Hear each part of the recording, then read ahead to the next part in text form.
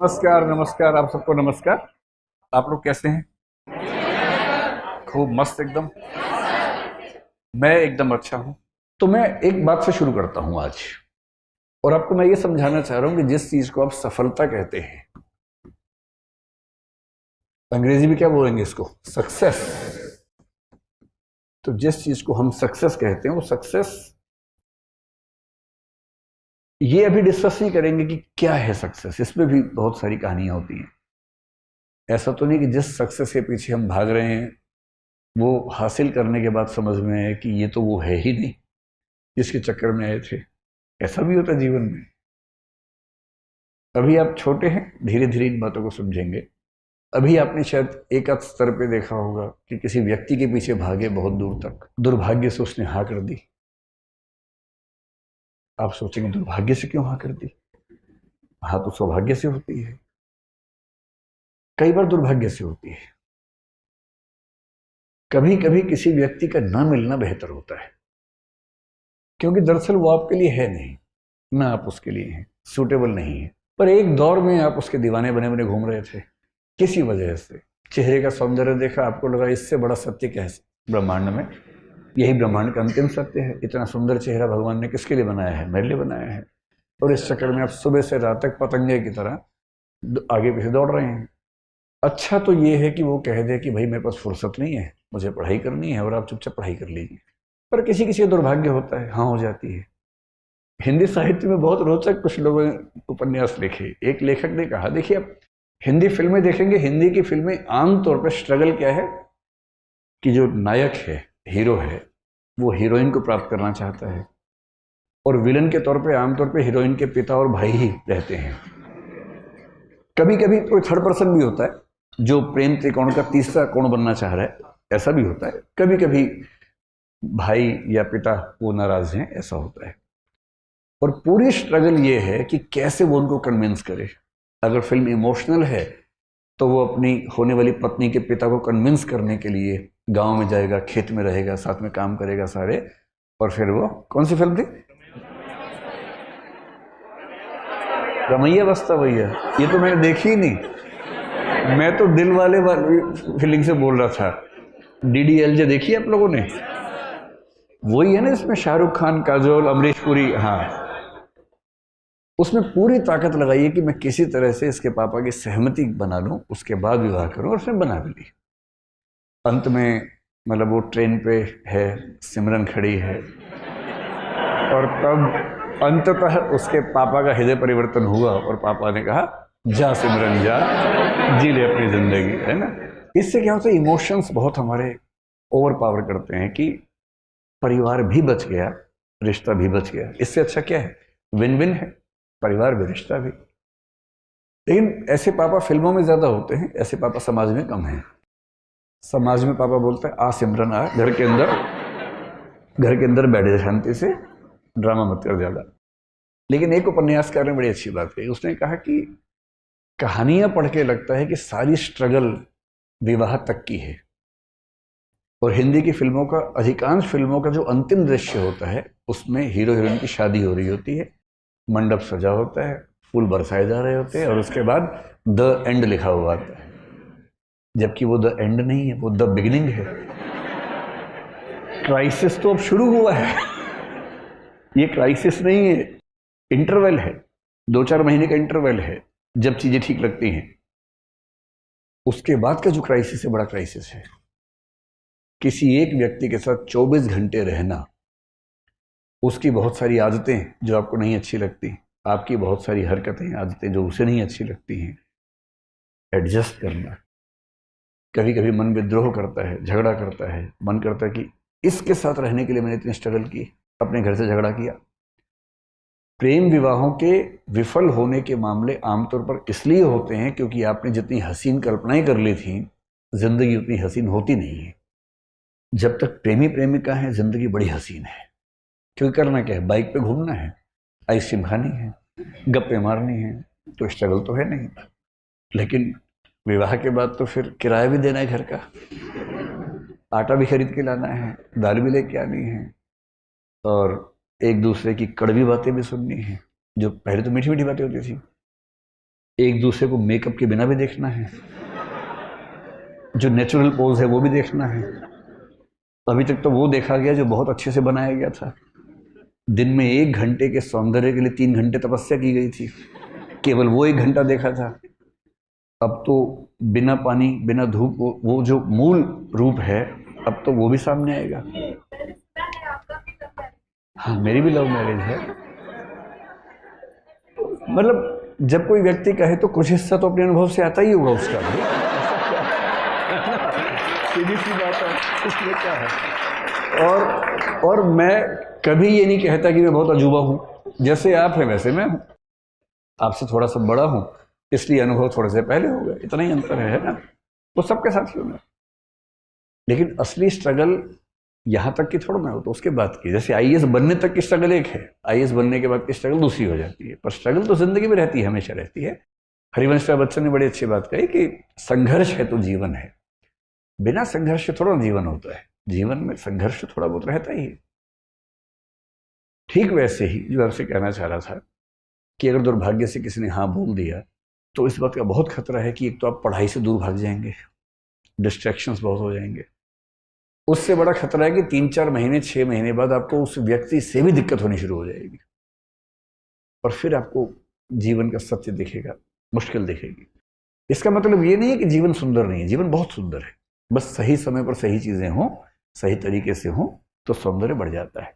तो सफलता क्या है उस पर हम आज बात नहीं करेंगे, क्योंकि सफलता एक दौर में हमें जो लगती है, एक दौर के बाद कभी कभी लगता है कि वो सफलता नहीं है। मैं ऐसे बहुत आईएएस अफसरों को जानता हूं जिन्होंने पूरी ताकत से आईएएस या आईपीएस या कोई सर्विस में सिलेक्शन लिया, काम कर रहे हैं 10 साल 20 साल 22 साल से काम कर रहे हैं।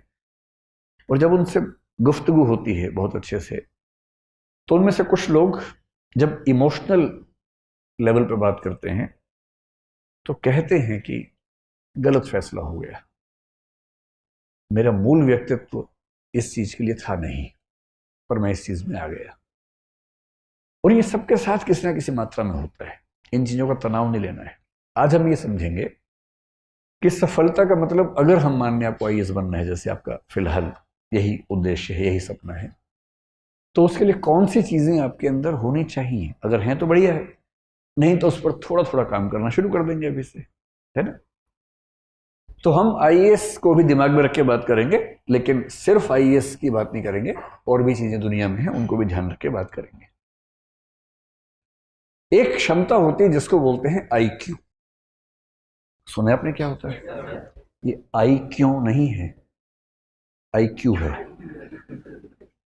है ना। ठीक है, आईक्यू, इसकी फुल फॉर्म क्या होती है? Intelligence quotient. कोशिएंट क्या होता है? कोशिएंट का मोटा मोटा मतलब समझ लीजिए कि किसी चीज की वैल्यू कितनी है, किसी रेफरेंस में किसी चीज की वैल्यू, किसी चीज की मात्रा, क्वांटिटी कितनी है, उसको बोलते हैं कोशिएंट। ठीक है। आईक्यू का सरल भाषा में मतलब है कि आप कितने तार्किक व्यक्ति हैं, आप कितने बौद्धिक व्यक्ति हैं। आपकी जो तार्किकता है, रैशनैलिटी है, आपकी जो रीजनिंग की कैपेसिटी है, लॉजिक की कैपेसिटी है, लॉजिक, रीजनिंग, ये सब शब्द लगभग मिलते जुलते हैं। ये क्षमता कितनी है आपके अंदर। और दुनिया के इतिहास में ऐसा कई लोगों ने माना कि सबसे सफल व्यक्ति वही है जिसके अंदर तार्किक क्षमताएं ज्यादा है। कुछ हद तक ये बात ठीक भी है, क्योंकि अगर आप तार्किक ज्यादा हैं तो आपकी डिसीजन मेकिंग कैपेसिटी बेहतर होगी, जो कि डीएम में होनी भी चाहिए। डीएम में क्या है? डिसीजन मेकिंग है ना। क्योंकि फैसले कर रहे हैं, और आपका फैसला केवल आपके बारे में नहीं है, पूरे जिले की जिंदगी के बारे में। 12, 14, 15 साल की सर्विस के बाद आप पूरे राज्य के स्तर पर प्रभावित करने लगते हैं समाज को। और यदि आप सेंटर की डेपुटेशन पर आ गए और 25-28 साल की सर्विस कर चुके हैं, तो आपकी कलम पूरे देश की नियति तय करती है। इसलिए बहुत जरूरी है कि आप सोच समझ कर फैसले करें। आपका चीजों को समझने का, फैसला करने का जो प्रोसेस है, उसमें जो तटस्थता चाहिए, ऑब्जेक्टिविटी चाहिए, वो एकदम ठीक हो। ऑब्जेक्टिविटी का मतलब है कि आप फैसले इसलिए नहीं करते कि आपका मूड अच्छा नहीं था, आपकी विचारधारा ये है, आपके मन में ये भावना आ गई अचानक, नहीं। आप फैसला करेंगे तथ्यों के आधार पर, फैक्ट्स, आर्गुमेंट्स, और दुनिया के बाकी देशों में कैसे सिस्टम चल रहे हैं, बाकी राज्यों में कैसे चल रहे हैं, उन सबको स्टडी करेंगे और उन सब के बेस पर जो सबसे अच्छा आपको लगेगा या अच्छे अच्छे को मिलाकर जो बेस्ट लगेगा अपने समाज के लिए, आप उसको अप्लाई करेंगे। ये जो पूरी क्षमता है इसको बोलते हैं इंटेलिजेंस कोशिएंट। और हम मानते हैं कि बिना इंटेलिजेंस की सुपीरियोरिटी के आप सचमुच कम से कम सिविल सेवाओं में तो ना जा सकते हैं, ना शानदार परफॉर्म कर सकते हैं। कुछ ऐसे लोग हैं जो संयोग से किसी तुक्के से सिलेक्ट हो भी गए कभी, तो वो अच्छे परफॉर्मर नहीं हो पाते। आप एक जिला ठीक से नहीं संभालेंगे, एक दुर्घटना करवा देंगे तो आपको अगला जिला मिलेगा ही नहीं। फिर आपको सचिवालय में कोई ऐसी पोस्ट देंगे जिस पोस्ट की वैल्यू बहुत कम होती है। और IAS IPS के हर सर्विस में कुछ ऐसी पोस्ट रखी जाती हैं ताकि ऐसे लोग जो सरकार के साथ संगति में नहीं है या जिनकी कॉम्पिटेंस कम है उन्हें वहां सेट कर दें। वो केस ना कर सके कि मुझे मेरे पद के अनुसार नहीं कुछ दिया गया, तो उनके लेवल पे पद बना के रखते हैं शंटिंग करने के लिए कि चुपचाप यहाँ बैठे रहो, नुकसान मत करो कम से कम। IQ अच्छा होना किसके लिए जरूरी है? जैसे अगर आपको फिलोसफर बनना हो तो अच्छे IQ के बिना नहीं बन सकते। किसी का IQ अगर 90 से 110 के बीच में है तो मानते हैं कि सामान्य बुद्धि का व्यक्ति है, एवरेज, ठीक है। मतलब अगर आप IAS बनना चाहते हैं तो जनरली हम मानते हैं कि 120 140 के बीच में अगर IQ है तो आप ठीक है, बढ़िया है। 140 प्लस IQ किसी का हो तो इसका मतलब गिफ्टेड व्यक्ति है, बड़ी बात है। किसी किसी का IQ 200 भी होता है, एक दो व्यक्तियों का 250 के ऊपर भी देखा गया है इतिहास में, जो कि बहुत रेयर बात है। ये वही व्यक्ति हैं जो 5 साल की उम्र में 12वीं क्लास पास कर ली, 8वीं क्लास में किसी यूनिवर्सिटी में PhD कर रहे हैं, मतलब 8 साल की उम्र में, 9 साल की उम्र में। कभी सुना है आपने ऐसा? ये वो बच्चे हैं कि 8-9 साल की उम्र में उनके दिमाग का इतना विकास हो चुका है कि जैसे एक बच्चे की कहानी में एक बार पढ़ रहा था, शायद अमेरिका यूरोप में किसी देश में था वो बच्चा, तो उसकी उम्र थी शायद 5-6 साल के आसपास। तो अपनी उम्र के हिसाब से जो क्लास होती है पहली दूसरी क्लास उसमें बैठा हुआ था, सब बच्चे पढ़ रहे हैं, मैडम के साथ गाना गा रहे हैं एकदम, मैडम कह रहे टी से टोमेटो, सब बोले टोमेटो, ये सो रहा है आराम से। तो टीचर ने उसको बड़ा समझाया, पुचकारा, धमकाया कि भाई क्लास में पार्टिसिपेट करो, ये करता ही नहीं था। ये तो एडिसन के साथ भी ऐसा ही हुआ था। और बाद में जब टेस्ट किया उस बच्चे का IQ निकला 200 के आसपास, और तब पता लगा कि उस बच्चे का मेंटल लेवल 10वीं क्लास का हो चुका था, बिठाया था पहली क्लास में। अब बता रहे टी टोमेटो, उसका दिमाग जोमेटो भी सीख चुका है। जैसे उसको 10वीं क्लास में भेजा, मतलब वो 1 साल का क्लास जो है वो 1 महीने में आराम से कर लेता था। 8-10 साल की उम्र में यूनिवर्सिटी में चला गया, 12-15 में प्रोफेसर बन गया। अब है ऐसा IQ तो क्या करे, किसी किसी का होता है। और IQ में दिक्कत यह है कि IQ हमारे चाहने से नहीं बढ़ेगा। IQ में बड़ी मात्रा इस बात की है कि आपको जेनेटिकली, बायोलॉजिकली कितना IQ मिला। हाँ, एक रेंज के अंदर थोड़ा बहुत हम कोशिश से बढ़ा सकते हैं, लेकिन अभूतपूर्व परिवर्तन उसमें करना चाहें, आमूलचूल बदलाव करना चाहें तो नहीं कर सकते। तो अगर आपको मैथमेटिशियन बनना हो, जैसे रामानुजम का नाम आपने सुना होगा, है ना, तो रामानुजम होने की शर्त है कि आपका IQ बहुत ही खतरनाक स्तर पे होना चाहिए। बड़ा साइंटिस्ट बनना हो APJ अब्दुल कलाम जैसा, तो आपका IQ बहुत खतरनाक होना चाहिए। या न्यूटन या आइंस्टीन बनना हो तो IQ चाहिए बहुत ही खतरनाक। फिलोसफर बनना हो बहुत खतरनाक, जैसे हम भारत में शंकराचार्य का जिक्र करते हैं, 32 साल की उम्र में उनकी मृत्यु हो गई, जितने में अटेम्प्ट खत्म नहीं होते लोगों के। और ऐसी फिलोसफी देके गए हैं कि मतलब 1500 साल होने वाले हैं, कोई हिला नहीं पा रहा अब तक। 32 साल की उम्र में जिस व्यक्ति की मृत्यु हो गई, IQ कितना रहा होगा? उस समय IQ टेस्ट नहीं होते थे, सीधी सी बात है। होता तो मेरा ख्याल है कि 200-250 का मामला रहा होगा उनका। जब IQ बहुत तेज होता है ना, आप इतना तार्किक सोचते हैं, इतना दूर का सोचते हैं, इतना तेज सोचते हैं कि फिर आपके साथ काम करने में सबको मजा आता है।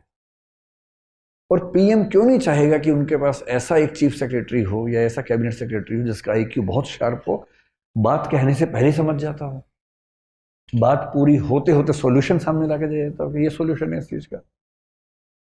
पीएम कह रहे हैं कि मैं 4 फैक्टर सोच पा रहा हूँ, कह रहे नहीं सर 18 फैक्टर्स हैं, ये 18 फैक्टर्स हैं, इनके बीच में ये मैट्रिक्स है, ये सॉल्यूशन बेस्ट है। और पीएम गदगद है कि वाह यार, तो एक चीज सफलता में आईक्यू है।